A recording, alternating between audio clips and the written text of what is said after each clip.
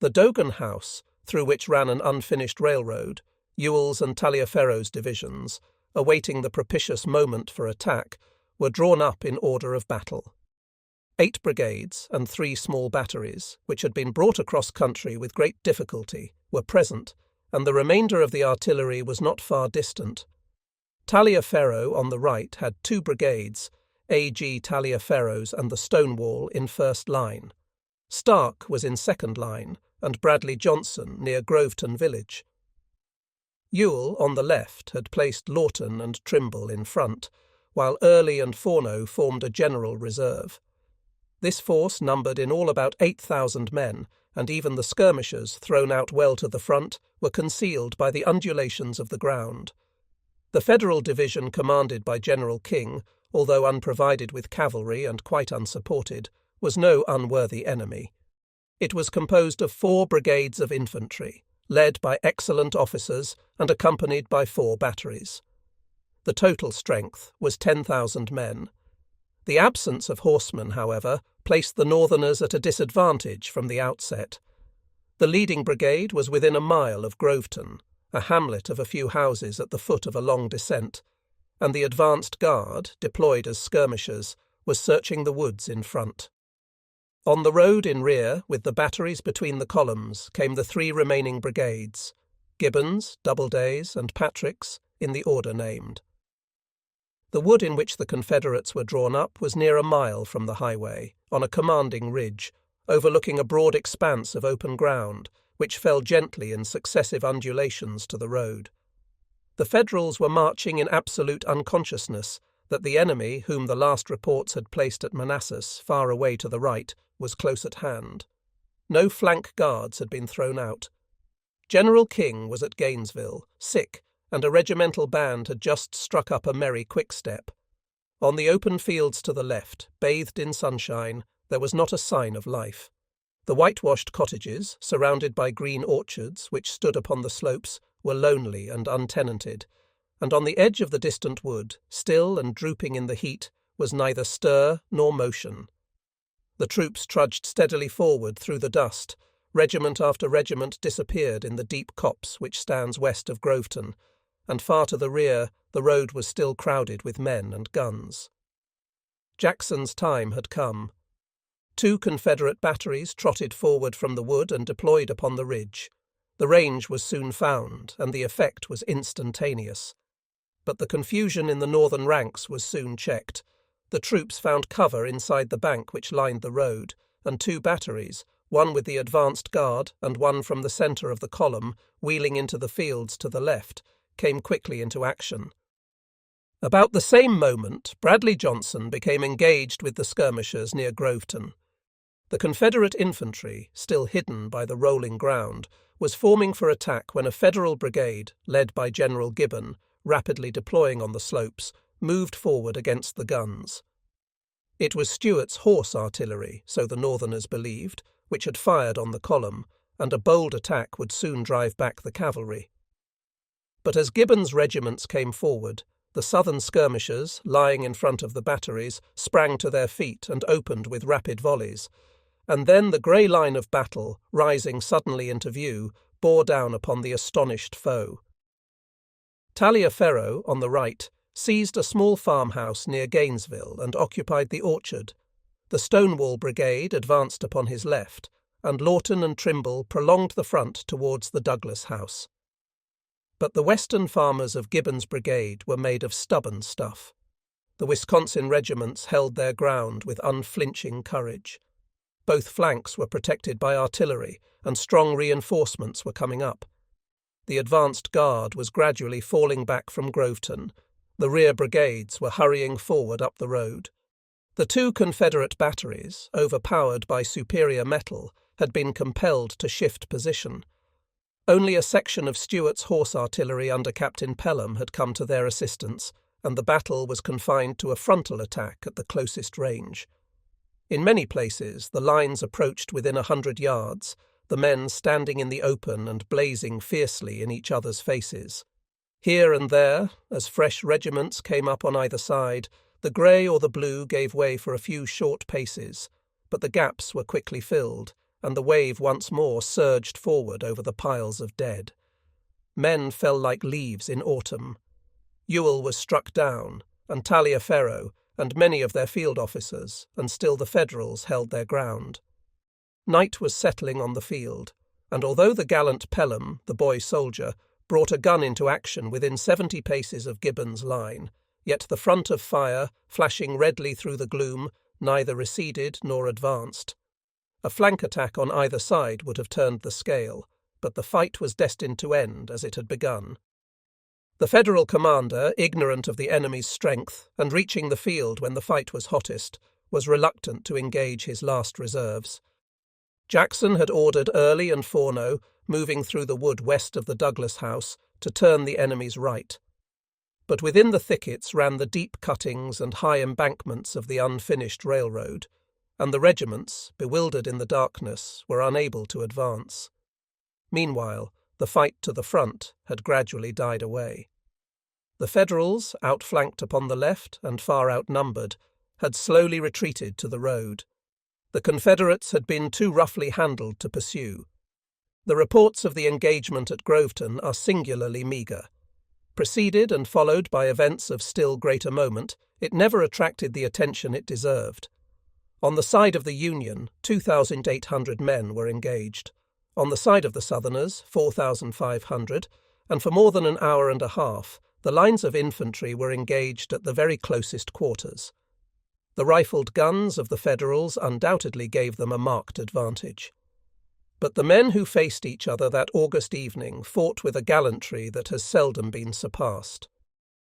The Federals, surprised and unsupported, bore away the honours. The Western Brigade, commanded by General Gibbon, displayed a coolness and a steadfastness worthy of the soldiers of Albuera.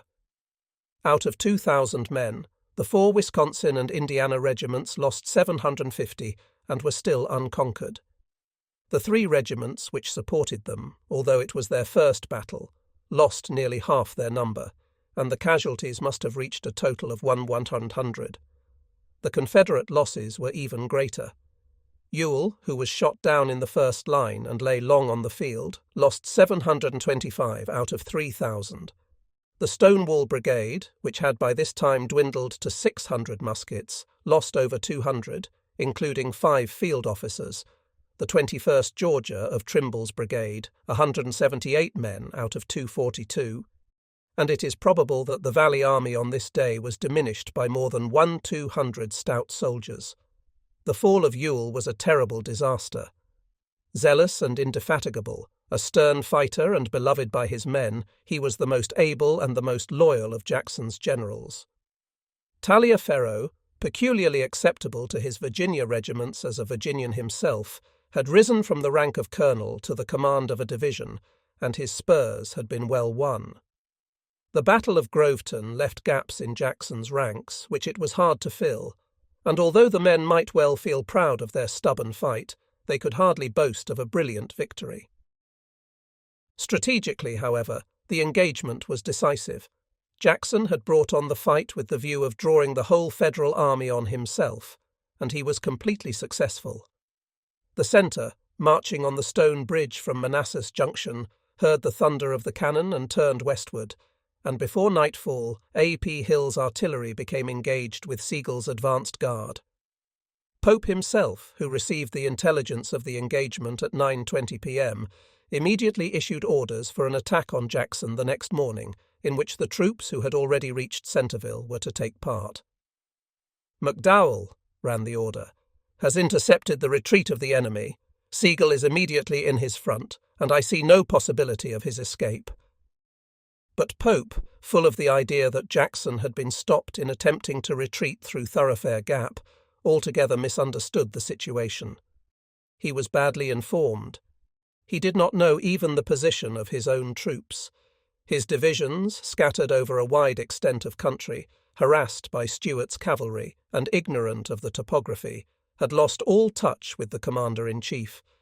Important dispatches had been captured. Messages and orders were slow in arriving, if they arrived at all. Even the generals were at a loss to find either the commander-in-chief or the right road. McDowell had ridden from Gainesville to Manassas in order to consult with Pope, but Pope had gone to Centreville.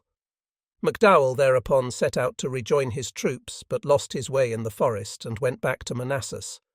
From Ricketts, Pope received no information whatever.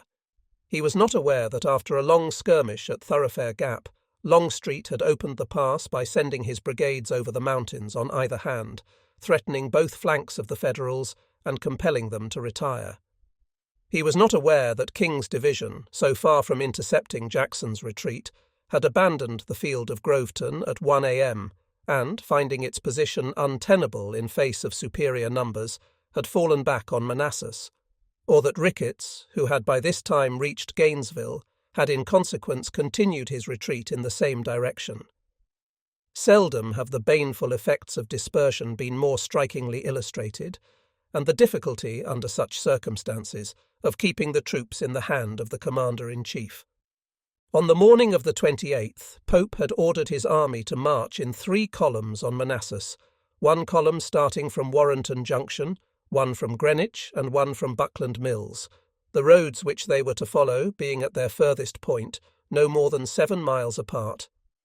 And yet at dawn on the 29th, he was absolutely ignorant of the whereabouts of McDowell's army corps.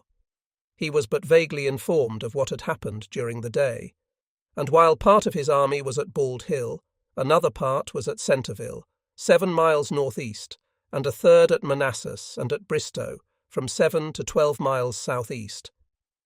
Nor could the staff be held to blame for the absence of communication between the columns. In peace, it is an easy matter to assume that a message sent to a destination 7 miles distant by a high road or even country lanes arrives in good time. 7 miles in peace are very short. In war, in the neighbourhood of the enemy, they are very long. In peace, roads are easy to find. In war, it is the exception that they are found, even when messengers are provided with good maps and the country is thickly populated, and it is from war that the soldier's trade is to be learned. Jackson's army corps bivouacked in the position they had held when the fierce musketry of Groveton died away. It was not till long after daybreak on the 29th that his cavalry patrols discovered that King's troops had disappeared, and that Longstreet's advanced guard was already through Thoroughfare Gap. Nor was it till the sun was high that Lee learned the events of the previous evening, and these threw only a faint light on the general situation. But had either the commander-in-chief or his lieutenant, on the night of the 28th, known the true state of affairs, they would have had reason to congratulate themselves on the success of the plan which had been hatched on the Rappahannock. They had anticipated that should Jackson's movement on Manassas prove successful, Pope would not only fall back, but that he would fall back in all the confusion which arises from a hastily conceived plan and hastily executed manoeuvres. They had expected that in his hurried retreat his army corps would lose touch and cohesion, that divisions would become isolated, that the care of his impedimenta, suddenly turned in a new direction, would embarrass every movement, and that the general himself would become demoralized. The orders and counter-orders, the marches and counter-marches of August 28th, and the consequent dispersion of the Federal army, are sufficient in themselves to prove the deep insight into war possessed by the Confederate leaders. Nevertheless, the risk bred of separation, which, in order to achieve great results, they had deliberately accepted, had not yet passed away. Longstreet had indeed cleared the pass, and the Federals who guarded it had retreated, but the main body of the Confederate army had still 12 miles to march before it could reach Jackson, and Jackson was confronted by superior numbers.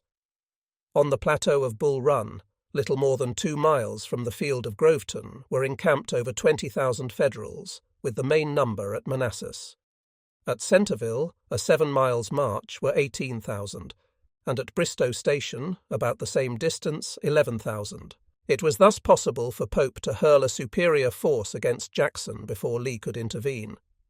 And although it would have been sounder strategy on the part of the Federal commander to have concentrated towards Centreville and have there awaited reinforcements, now fast coming up, he had some reason for believing that he might still, unaided, deal with the enemy in detail.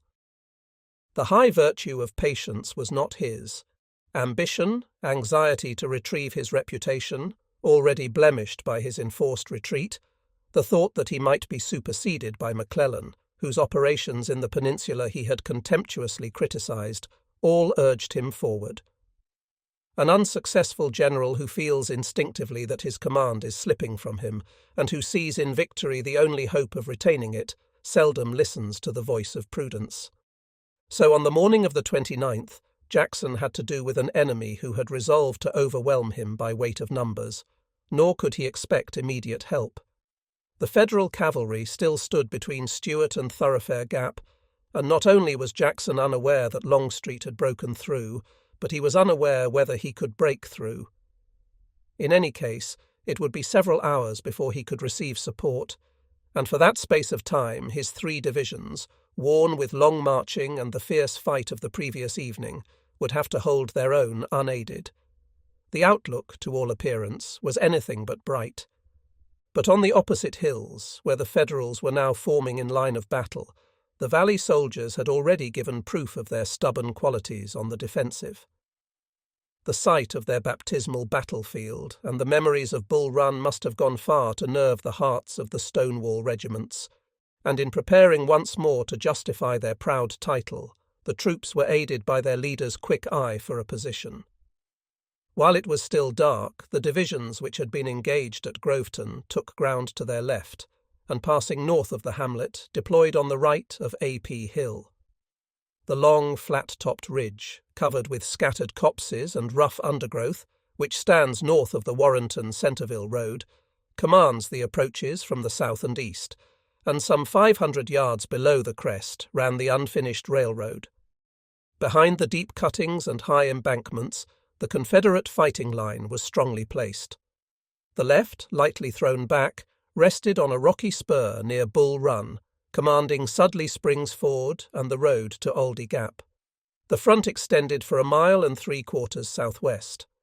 Early, with 2 brigades and a battery, occupied a wooded knoll where the unfinished railroad crosses the high road, protecting the right rear and stretching a hand to Longstreet. The infantry and artillery were thus disposed. Infantry, left, A.P. Hill's division. First and second line, 3 brigades. Field Thomas Gregg. Third line, 3 brigades. Branch Pender Archer. Centre, 2 brigades of Ewell's division, now commanded by Lawton. Trimble's and Lawton's. Right, Taliaferro's division, now commanded by Stark. First and second line, 2 brigades. Third line, 2 brigades. Force detached on the right, 2 brigades of Ewell's division, Early and Forno, and 1 battery. Artillery, 16 guns behind the left, 24 guns behind the right centre. On the ridge, 500 yards in rear of the fighting line. The flanks were secured by Stuart. A portion of the cavalry was placed at Haymarket to communicate as soon as possible with Longstreet. A regiment was pushed out towards Manassas, and on the left bank of Bull Run, Fitzhugh Lee's brigade watched the approaches from Centreville and the north. Jackson's strength, deducting the losses of the previous day and the numerous stragglers left behind during his forced marches, can hardly have exceeded 18,000 muskets, supported by 40 guns, all that there was room for, and some 2,500 cavalry. These numbers, however, were ample for the defence of the position which had been selected. Excluding the detached force on the extreme right, the line occupied was 3,000 yards in length, and to every yard of this line there were more than 5 muskets, so that half the force could be retained in third line or reserve. The position was thus strongly held and strong by nature. The embankments formed stout parapets, the cuttings deep ditches. Before the right and the right centre, the green pastures, shorn for 1,300 yards of all obstacles save a few solitary cottages, sloped almost imperceptibly to the brook which is called Young's Branch. The left centre and left, however, were shut in by a belt of timber, from 400 to 600 yards in width, which we may call the Groveton Wood. This belt closed in upon, and at one point crossed, the railroad, and, as regards the field of fire, it was the weakest point.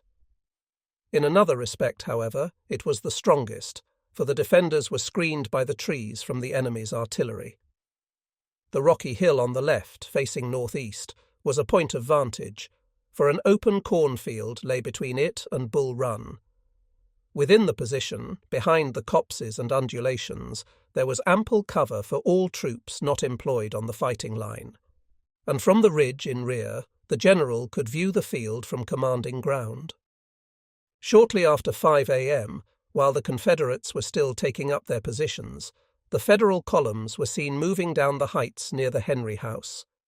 Jackson had ridden around his lines, and ordering Early to throw forward 2 regiments east of the turnpike, had then moved to the great battery forming in rear of his right centre.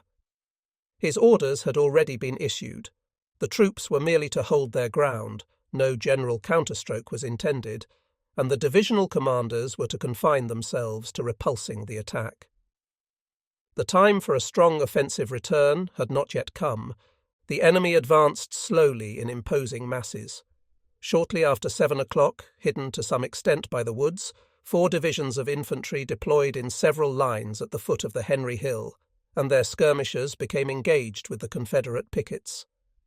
At the same moment, 3 batteries came into action on a rise northeast of Groveton, opposite the Confederate centre, and Sigel, supported by Reynolds, prepared to carry out his instructions and hold Jackson until the remainder of Pope's army should arrive upon the field. At the end of July, Sigel's army corps had numbered 13,000 men. Allowing for stragglers and for casualties on the Rappahannock, where it had been several times engaged, it must still have mustered 11,000. It was accompanied by 10 batteries, and Reynolds's division was composed of 8,000 infantry and 4 batteries. The attack was thus no stronger than the defence, and as the Federal artillery positions were restricted by the woods, there could be little doubt of the result. In other respects, moreover, the combatants were not evenly matched. Reynolds' Pennsylvanians were fine troops, already seasoned in the battles on the peninsula, and commanded by such officers as Meade and Seymour. But Sigel, who had been an officer in the Baden army, had succeeded Fremont, and his corps was composed of those same Germans whom Ewell had used so hardly at Cross Keys. Many of them were old soldiers who had borne arms in Europe, but the stern discipline and trained officers of conscript armies were lacking in America, and the Confederate volunteers had little respect for these foreign levies.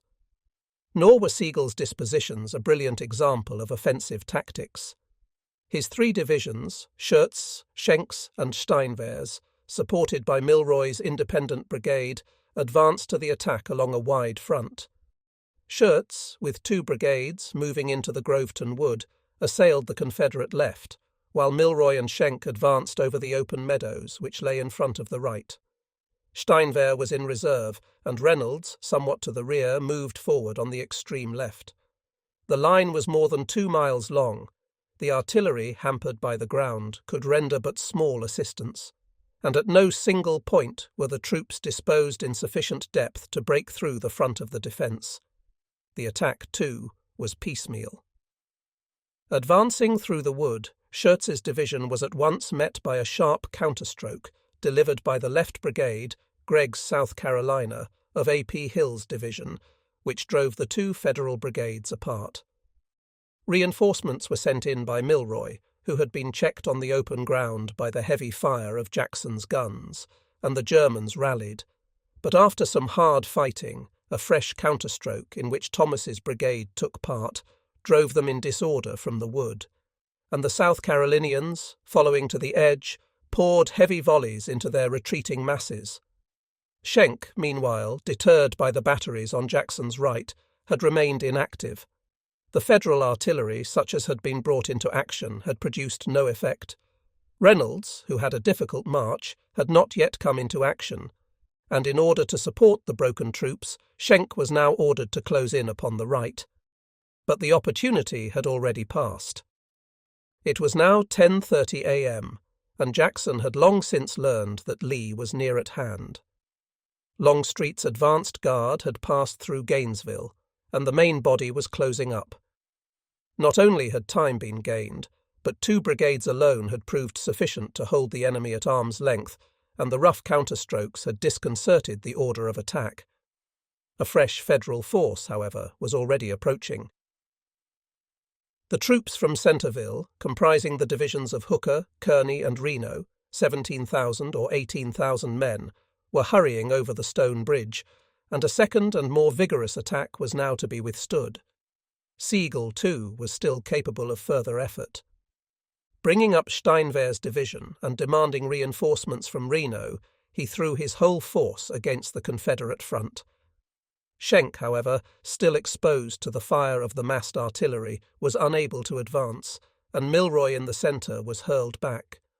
But through the wood the attack was vigorously pressed, and the fight raged fiercely at close quarters along the railway. Between Gregg's and Thomas's brigades, a gap of over 100 yards, as the men closed in upon the centre, had gradually opened. Opposite the gap was a deep cutting, and the Federals, covered by the wood, massed here unobserved in heavy force. Attack from this quarter was unexpected, and for a moment Hill's first line was in jeopardy. Gregg, however, had still a regiment in second line, and throwing it quickly forward, he drove the enemy across the railroad. Then Hill, bringing up Branch from the third line, sent this fresh brigade to Gregg's support and cleared the front. The Germans had now been finally disposed of. But although Longstreet had arrived upon the ground and was deploying in the woods on Jackson's right, thus relieving Early, who at once marched to support the centre, Jackson's men had not yet finished with the enemy. Pope had now taken over command, and besides the troops from Centreville, who had already reached the field, McDowell and Porter, with 27,000 men, were coming up from Manassas, and Reynolds had not yet been engaged. But it is one thing to assemble large numbers on the battlefield, another to give them the right direction. In the direction of Gainesville, high woods and rolling ridges had concealed Longstreet's approach, and the Federal patrols had been everywhere held in check by Stuart's squadrons. In ignorance, therefore, that the whole Confederate army was concentrated before him, Pope, anticipating an easy victory, determined to sweep Jackson from the field. But it was first necessary to relieve Sigel. Kearny's division had already deployed on the extreme right of the Federal line, resting on Bull Run. Hooker was on the left of Kearny, and a brigade of Reno's on the left of Hooker. While Sigel assembled his shattered forces, these 10,000 fresh troops, led by some of the best officers of the Army of the Potomac, were ordered to advance against A.P. Hill. Reynolds, under the impression that he was fighting Jackson, was already in collision with Longstreet's advanced guard, and McDowell and Porter, marching along the railway from Manassas, might be expected to strike the Confederate right rear at any moment. It was then with good hope of victory that Pope rode along his line and explained the situation to his generals. But the fresh attack was made with no better concert than those which preceded it. Kearny, on the right, near Bull Run, was held at bay by Jackson's guns, and Hooker and Reno advanced alone. As the Federals moved forward, the grey skirmishers fell back through the Groveton Wood, and scarcely had they reached the railroad before the long blue lines came crashing through the undergrowth. Hill's riflemen, lying down to load and rising only to fire, poured in their deadly volleys at point-blank range. The storm of bullets, shredding leaves and twigs, stripped the trees of their verdure, and the long dry grass, ignited by the powder sparks, burst into flames between the opposing lines. But neither flames nor musketry availed to stop Hooker's onset. Bayonets flashed through the smoke, and a gallant rush placed the stormers on the embankment. The Confederates reeled back in confusion, and men crowded round the colours to protect them. But assistance was at hand. A fierce yell and a heavy volley, and the regiments of the second line surged forward, driving back the intruders and closing the breach. Yet the Federal ranks reformed. The wood rang with cheers, and a fresh brigade advanced to the assault. Again the parapet was carried. Again the Southern bayonets cleared the front. Hooker's leading brigade, abandoning the edge of the wood, had already given ground. Reno's regiments, suffering fearful slaughter, with difficulty maintained their place, and Hill, calling once more upon his reserves, sent in Pender to the counterstroke. Passing by the right of Thomas, who, with Field, had borne the brunt of the last attack, Pender crossed the railroad and charged into the wood. Many of the men in the fighting line joined in the onward movement. The Federals were borne back. The brigades in rear were swept away by the tide of fugitives. The wood was cleared, and a battery nearby was deserted by the gunners. Then Pender, received with a heavy artillery fire from the opposite heights, moved boldly forward across the open. But the counterstroke had been pushed too far. The line faltered. Hostile infantry appeared on either flank, and as the Confederates fell back to the railroad, the enemy came forward in pursuit. Grover's brigade of Hooker's division had hitherto been held in reserve, sheltered by a roll of the land opposite that portion of the front which was held by Thomas. It was now directed to attack. "Move slowly forward," were the orders which Grover gave to his command, "until the enemy opens fire. Then advance rapidly. Give them one volley and then the bayonet." The 5 regiments moved steadily through the wood in a single line. When they reached the edge, they saw immediately before them the red earth of the embankment, at this point 10 feet high and lined with riflemen. There was a crash of fire, a swift rush through the rolling smoke, and the Federals, crossing the parapet, swept all before them. Hill's second line received them with a scattered fire, turned in confusion, and fled back upon the guns. Then beckoned victory to him who had held his reserves in hand. Jackson had seen the charge, and Fourneau's Louisianians, with a regiment of Lawtons, had already been sent forward with the bayonet. In close order the counterstroke came on. The thinned ranks of the Federals could oppose no resolute resistance. Fighting, they fell back, first to the embankment, where for a few moments they held their own, and then to the wood. But without supports it was impossible to rally. Johnson's and Stark's brigades swept down upon their flank, the Louisianians, supported by Field and Archer, against their front, and in 20 minutes, with a loss of 1/4 his numbers, Grover in his turn was driven beyond the Warrenton Turnpike. 4 divisions, Schurz, Steinwehr's, Hooker's and Reno's, had been hurled in succession against Jackson's front. Their losses had been enormous. Grover's brigade had lost 461 out of 2,000, of which one regiment, 288 strong, accounted for 6 officers and 106 men. 3 regiments of Reno's lost 530, and it is probable that more than 4,000 men had fallen in the wood which lay in front of Hill's brigades. The fighting, however, had not been without effect on the Confederates. The charges to which they had been exposed, impetuous as they were doubtless less trying than a sustained attack, pressed on by continuous waves of fresh troops and allowing the defence no breathing space.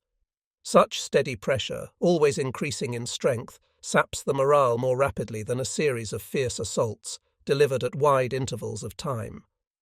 But such pressure implies on the part of the assailant an accumulation of superior force, and this accumulation the enemy's generals had not attempted to provide. In none of the 4 attacks which had shivered against Hill's front had the strength of the assailants been greater than that of his own division, and to the tremendous weight of such a stroke as had won the battles of Gaines's Mill or Cedar Run, to the closely combined advance of overwhelming numbers, Jackson's men had not yet been subjected. The battle, nevertheless, had been fiercely contested, and the strain of constant vigilance and close-range fighting had told on the light division. The Federal skirmishers, boldly advancing as Pender's men fell back, had once more filled the wood, and there. Venomous fire allowed the defenders no leisure for repose. Ammunition had already given out.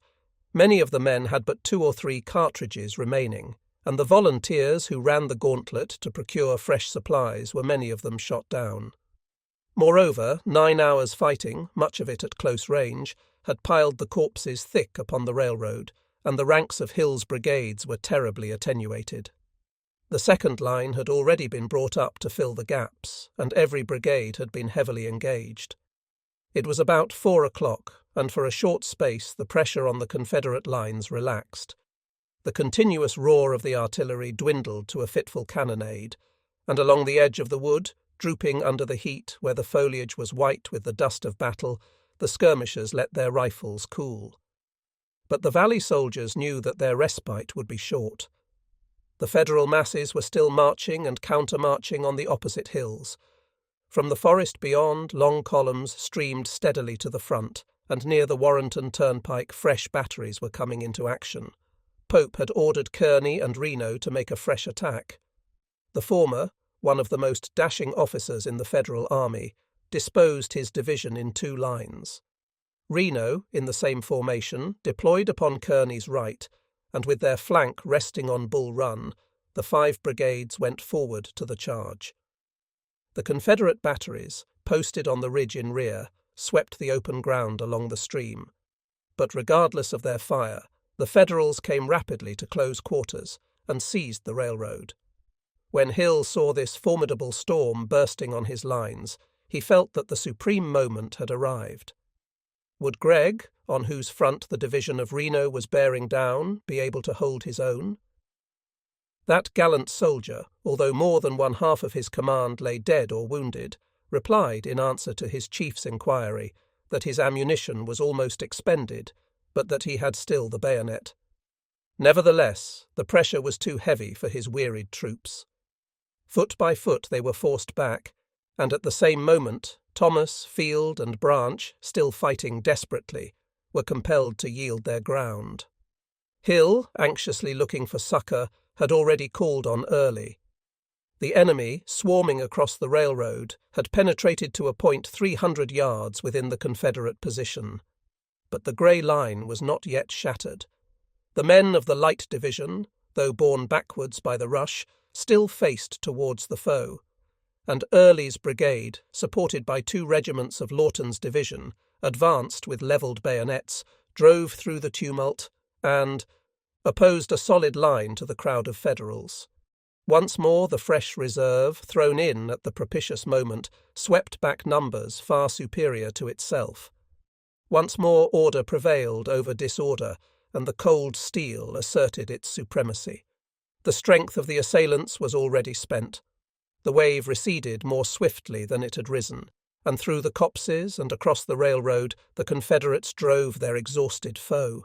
General Hill had instructed Early that he was not to pass beyond the original front, but it was impossible to restrain the troops, and not till they had advanced several hundred yards was the brigade halted and brought back. The counterstroke was as completely successful as those that had preceded it. Early's losses were comparatively slight, those inflicted on the enemy very heavy, and Hill's brigades were finally relieved. Pope abandoned all further efforts to crush Jackson. 5 assaults had failed.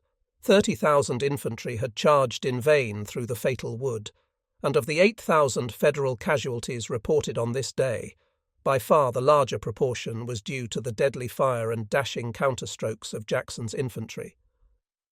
While Pope was hurling division after division against the Confederate left, Lee, with Longstreet at his side, observed the conflict from Stewart's Hill, the wooded eminence which stands southwest of Groveton.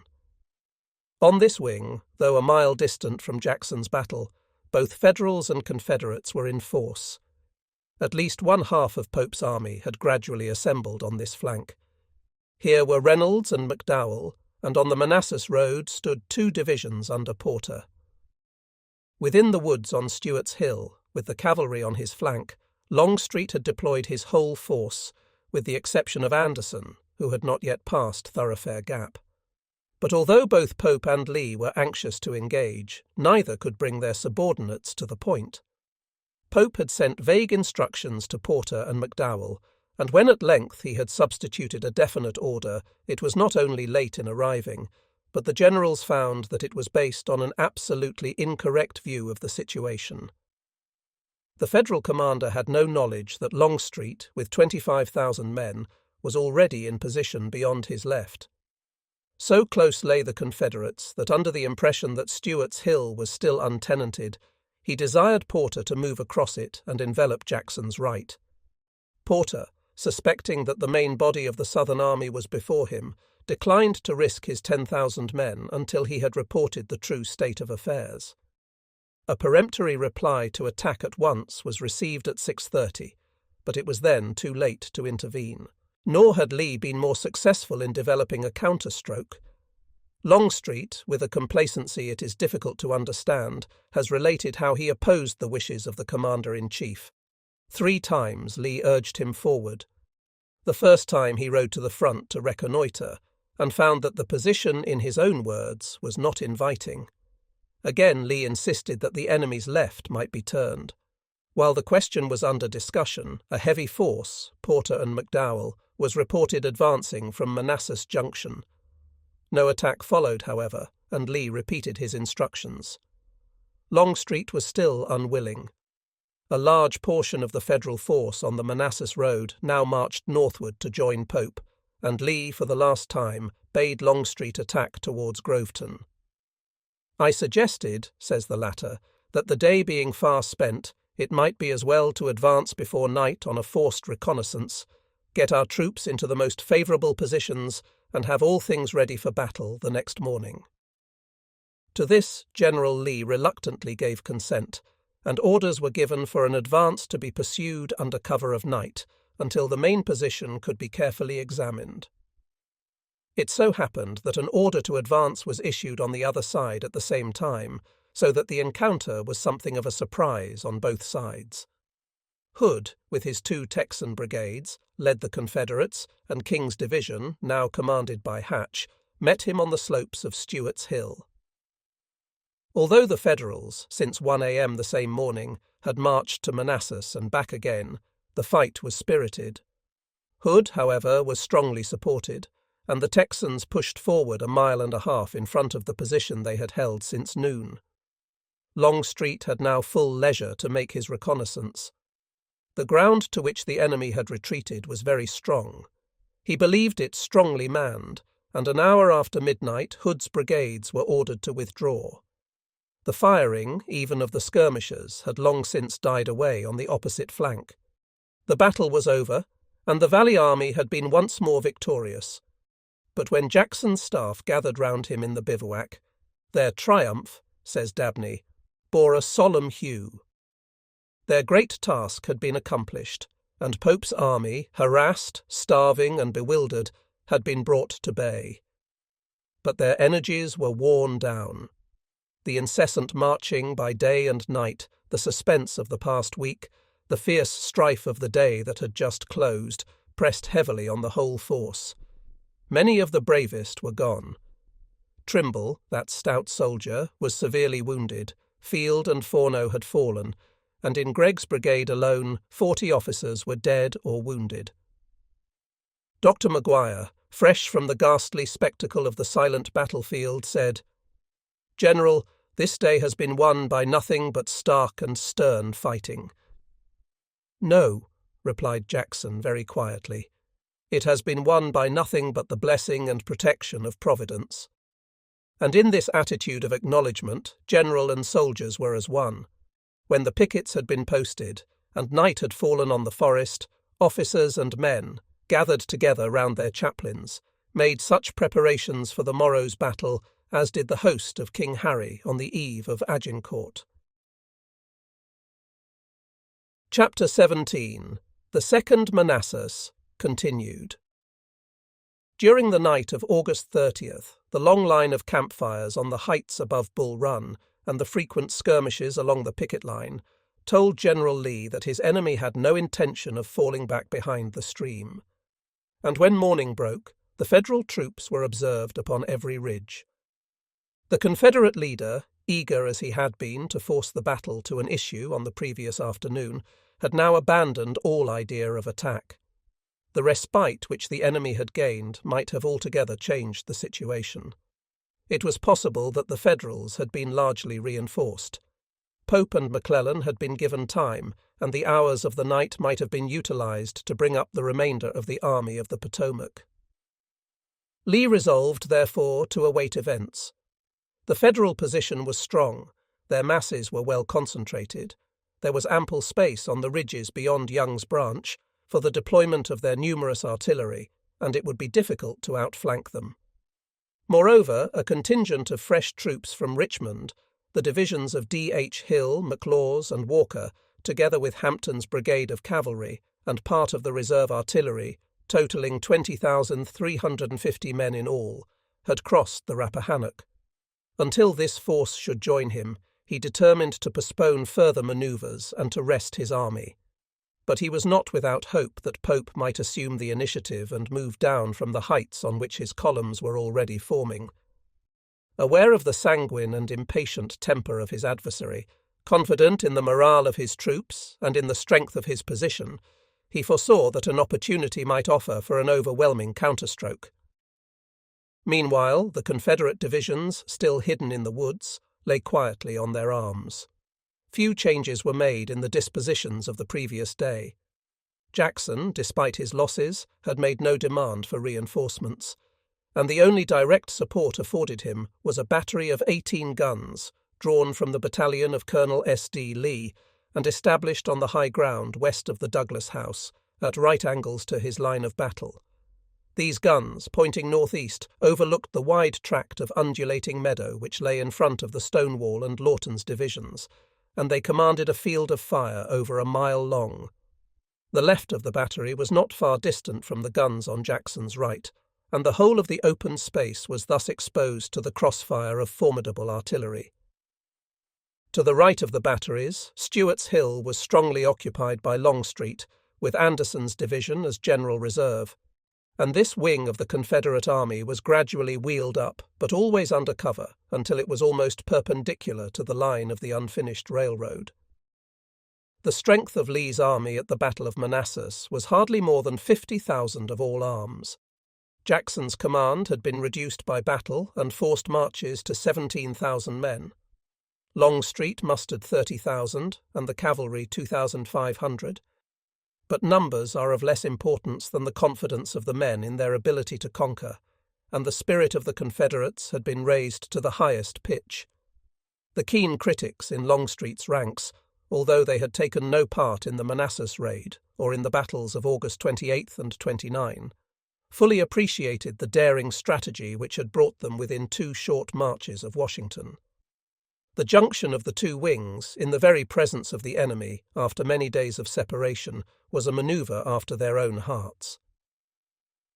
The passage of Thoroughfare Gap revealed the difficulties which had attended the operations, and the manner in which the enemy had been outwitted appealed with peculiar force to their quick intelligence. Their trust in Lee was higher than ever, and the story of Jackson's march, of the capture of Manassas, of the repulse of Pope's army, if it increased their contempt for the enemy, inspired them with an enthusiastic determination to emulate the achievements of their comrades. The soldiers of the Valley Army, who, unaided by a single bayonet, had withstood the 5 successive assaults which had been launched against their position, were supremely indifferent, now Longstreet was in line, to whatever the enemy might attempt. It was noticed that notwithstanding the heavy losses they had experienced, Jackson's troops were never more light-hearted than on the morning of August 30th. Cartridge boxes had been replenished, rations had been issued, and for several hours the men had been called on neither to march nor fight. As they lay in the woods, and the pickets, firing on the enemy's patrols, kept up a constant skirmish to the front, the laugh and jest ran down the ranks, and the unfortunate Pope, who had only seen the backs of his enemies, served as whetstone for their wit. By the troops who had revelled in the spoils of Winchester Banks had been dubbed Old Jack's Commissary General. By universal acclamation, after the Manassas foray, Pope was promoted to the same distinction, and had it been possible to penetrate to the Federal headquarters, the mirth of those ragged privates would hardly have diminished. Pope was in an excellent humour, conversing affably with his staff, and viewing with pride the martial aspect of his massed divisions. Nearly his whole force was concentrated on the hills around him, and Porter, who had been called up from the Manassas road, was already marching northwards through the woods. Banks still was absent at Bristow Station, in charge of the trains and stores which had been removed from Warrenton. But shortly after 10 o'clock, 65,000 men, with 28 batteries, were at Pope's disposal. He had determined to give battle, although Franklin and Sumner, who had already reached Alexandria, had not yet joined him, and he anticipated an easy triumph. He was labouring, however, under an extraordinary delusion. The retreat of Hood's brigades the preceding night, after their reconnaissance, had induced him to believe that Jackson had been defeated, and he had reported to Halleck at daybreak. "We fought a terrific battle here yesterday with the combined forces of the enemy, which lasted with continuous fury from daylight until dark, by which time the enemy was driven from the field, which we now occupy. The enemy is still in our front, but badly used up. We lost not less than 8,000 men killed and wounded, but from the appearance of the field the enemy lost at least 2 to 1. The news has just reached me from the front that the enemy is retreating towards the mountains." If, in these days of long-range weapons, Napoleon's dictum still stands good, that the general who is ignorant of his enemy's strength and dispositions is ignorant of his trade, then of all generals Pope was surely the most incompetent.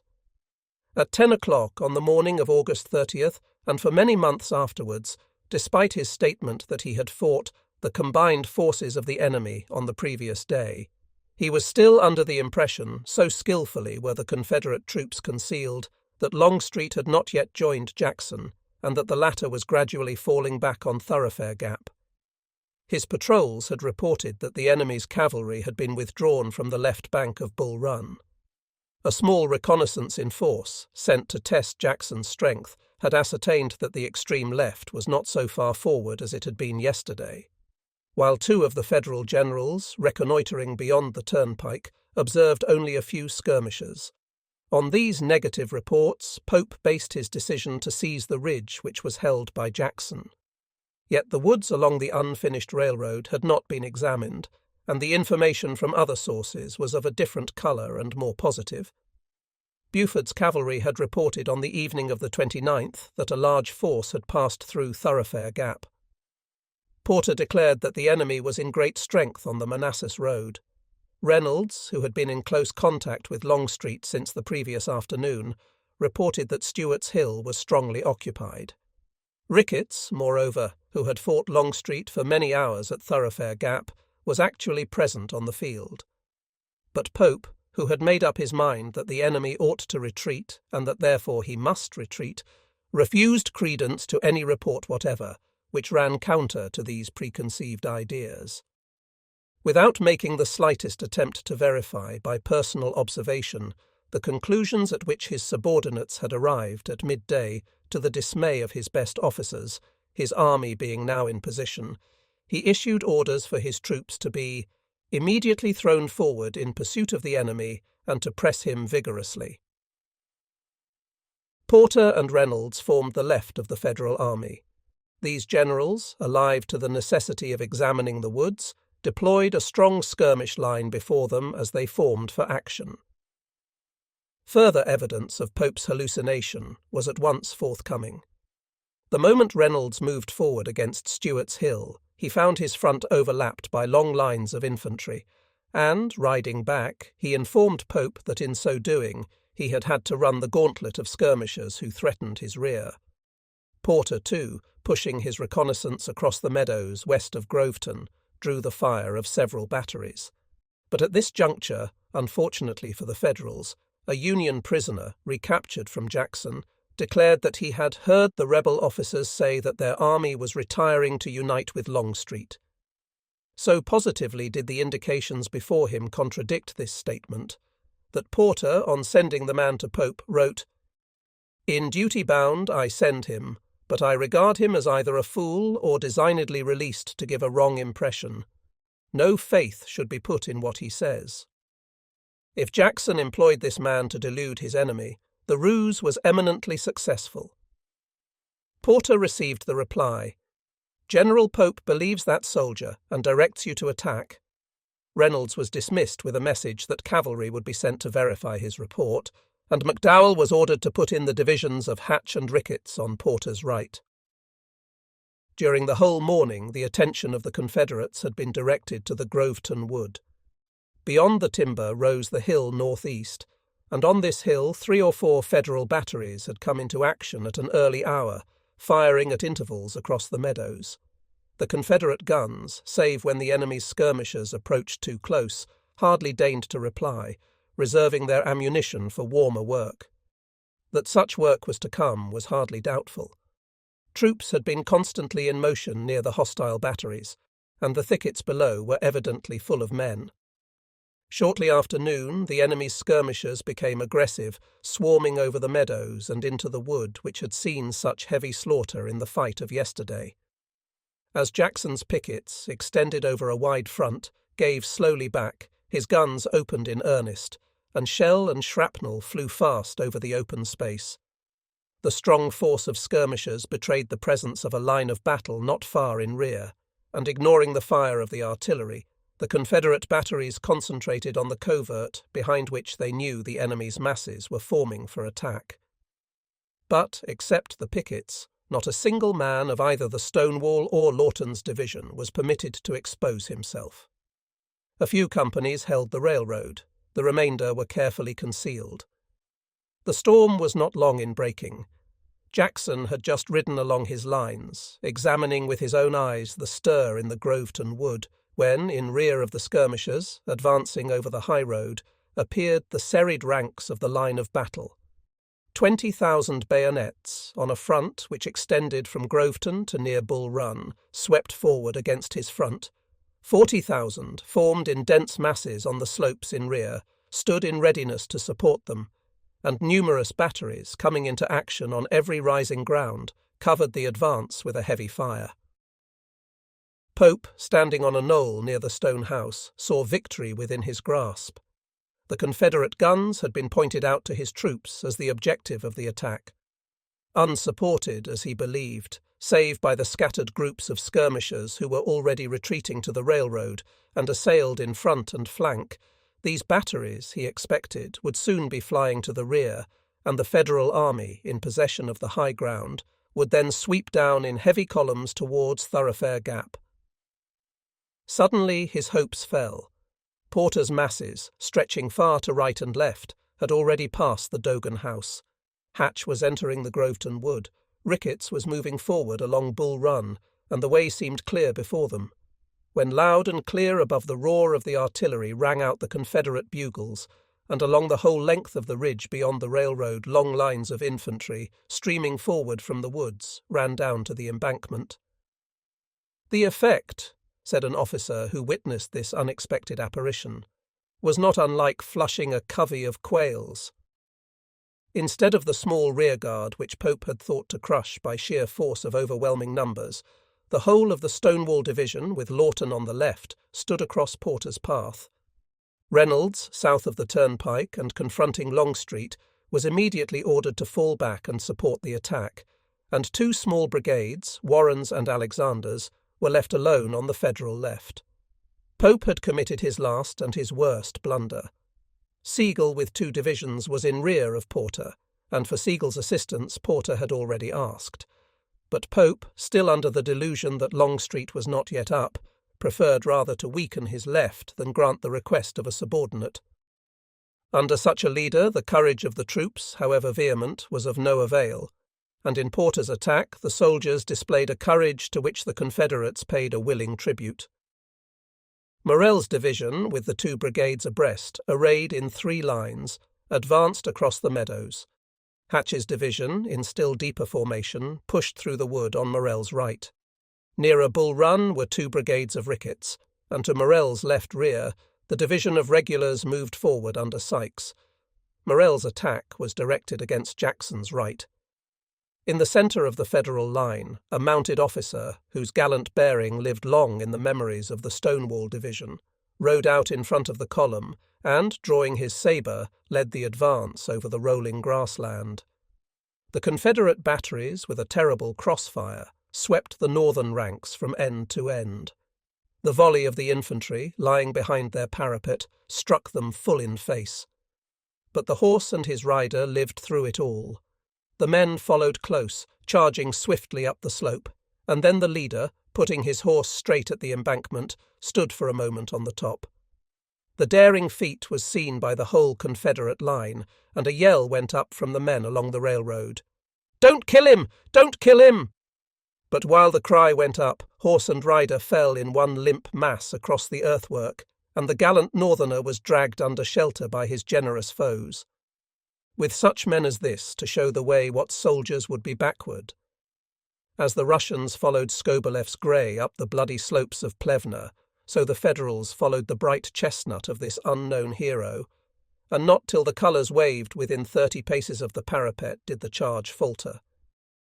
But despite the supports that came thronging up, Jackson's soldiers, covered by the earthwork, opposed a resistance which no mere frontal attack could break.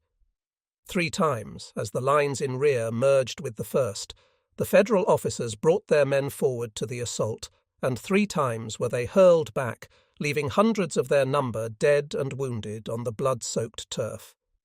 1 regiment of the Stonewall Division, posted in a copse beyond the railroad, was driven in, but others, when cartridges failed them, had recourse, like the guards at Inkerman, to the stones which lay along the railway bed, and with these strange weapons, backed up by the bayonet, more than one desperate effort was repulsed.